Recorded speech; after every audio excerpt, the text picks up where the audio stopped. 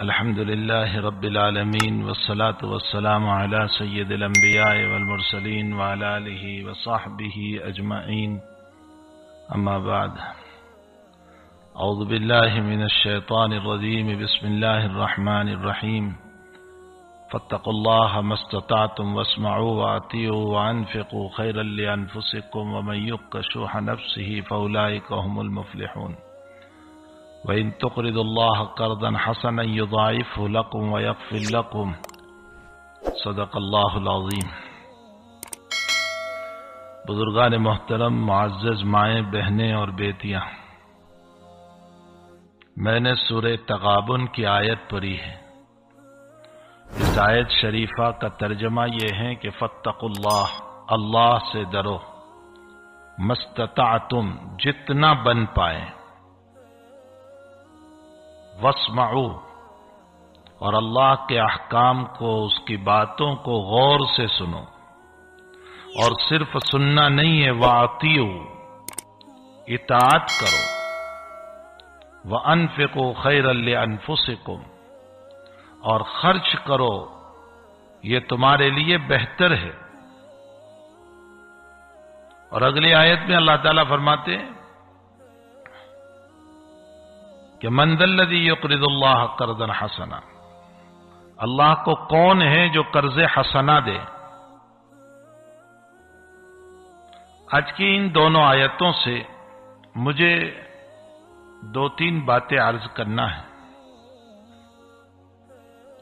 پہلا مسئلہ یہ ہے کہ سورہ تغابن کے پہلے رکوع میں اللہ تعالیٰ نے اپنی ذات کو بیان کیا۔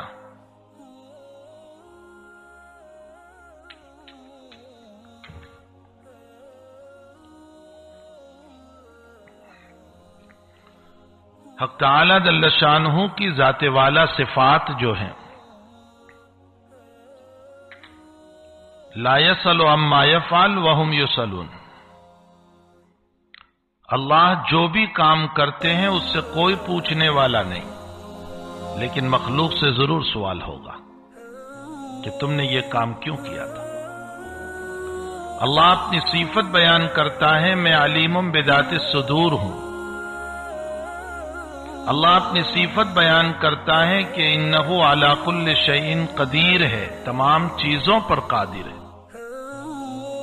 وہ اپنی صفت بیان کرتا ہے واللہ بما تعملون خبیر، میں تمام تمہارے کاموں سے باخبر ہوں، چاہے تم رات میں کرو، دن میں کرو، اندھیرے میں کرو، اجالے میں کرو، جلوت میں کرو، خلوت میں کرو، ایک کمرے میں بند ہو کر، روم میں اکیلے ہو کر کرو، مجھے خوب معلوم ہے۔ ایک آیت میں اللہ تعالیٰ فرماتے ہیں کہ میں ہی معاملات کو یسیر، آسان کرنے والا ہوں۔ یہ تمام صفات سورہ تغابن کے ان آیات میں لا کر اللہ نے یہ بتایا کہ مجھے کوئی ضرر نہیں پہنچا سکتا، میں اپنی ذات کے اعتبار سے خالق و مالک ہوں۔ البتہ بندے کے پاس نہ وہ علم ہے، نہ وہ قدرت ہے، نہ وہ طاقت ہے، نہ وہ عمر ہے، کچھ نہیں۔ عمر زوال پذیر، طاقت زوال پذیر، حسن زوال پذیر۔ دنیا میں عموماً دیکھا جاتا ہے لوگ بیوٹی پر مرتے ہیں، بیوٹی، خوبصورتی، حالانکہ یہ زوال پذیر چیز ہے، اس کی کوئی حقیقت نہیں ہے۔ کولیتی اپنی جگہ مسلم ہے، لیکن کولیتی میں بھی دوام نہیں۔ ایک انسان کی انجینئرنگ تب تک ہے جب تک اللہ میموری باقی رکھے گا۔ ایک انسان کا علم دین ہو یا دنیا تب تک ہے جب تک میموری ہے۔ بڑے بڑے محدثین کے بعد میں آیا کہ لاکھوں حدیثوں کے حافظ تھے، آخری عمر میں حافظہ خراب ہو گیا، ان کو 5 روایتیں بھی یاد نہ رہی۔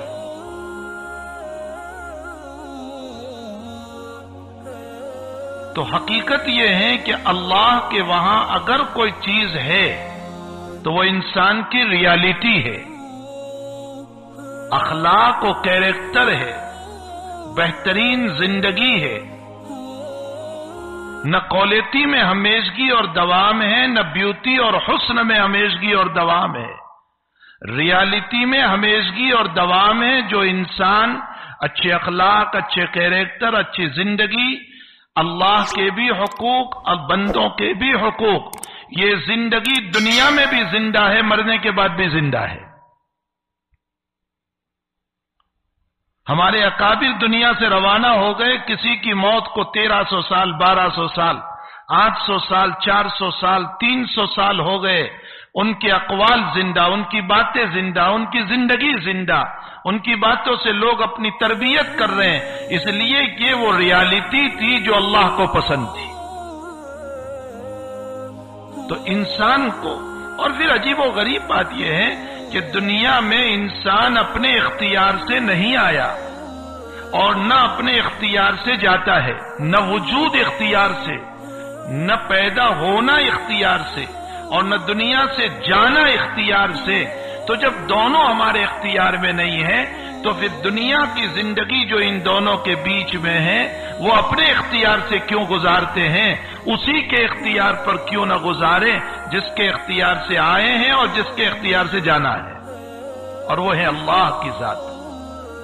اس زندگی کو اللہ کے اختیار پر جب ڈالتے ہیں تو زندگی اپنے لیے بھی گلاب کا پھول بنتی ہے، دوسروں کے لیے بھی بنتی ہے، اور اس زندگی کو جب بغاوت پر، نافرمانیوں پر، معاصی پر، گناہوں پر ڈالتے ہیں تو یہ زندگی میرے لیے بھی کانٹا بنتی ہے، اس لیے کہ میرا دل کینہ، حسد، بغض، نفرتیں، دشمنیاں، لوگوں کی لعنتیں، لوگوں کی لعنتیں، لوگوں کی ملامتیں، لوگوں کی بددعائیں، میں اس کا مستحق بن جاتا ہوں، تو میری زندگی اور تو میرے لیے بھی کانٹا بنتی ہے اور دوسروں کے لیے بھی کانٹا بنتی۔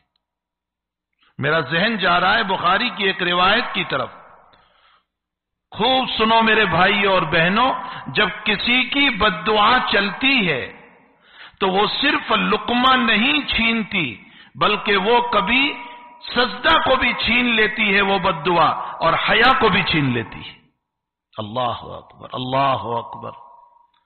کسی کی بددعا کی وجہ سے صرف ہم کھانے کے محتاج نہیں ہو جاتے، لوگوں میں مشہور یہی ہے، بددعا لگے گی روزی چلی جائے گی، کھانے کے محتاج ہو جائیں گے، لالے پڑیں گے۔